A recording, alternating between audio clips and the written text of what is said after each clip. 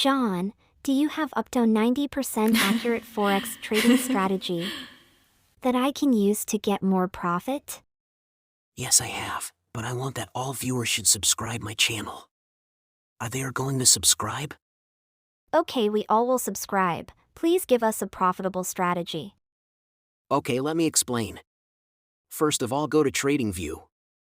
And then go to Indicator Window and search for Exponential Moving Average and add 2 times. Now go back and open Settings of First Moving Average and change Length to 50, and click on Style tab and change EMA line color to red. And click OK. Again, go to Second Moving Average and set length to 200. Now set your time frame to 1 hour. This Forex trading strategy uses 2 exponential moving averages, EMAs, to determine trend direction and potential entry and exit points. The first EMA used is a 50-period EMA, and the second EMA used is a 200-period EMA. To determine trend direction, we'll look for the 50-period EMA to be above the 200-period EMA, indicating an uptrend, and below the 200-period EMA, indicating a downtrend. Once we've identified the trend, we'll use the EMAs to identify potential entry and exit points.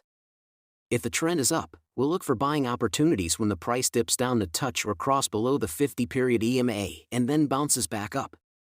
We'll place our stop loss below the lowest low of the recent downtrend. If the trend is down, we'll look for selling opportunities when the price rises up to touch or cross above the 50-period EMA and then falls back down. We'll place our stop loss above the highest high of the recent uptrend.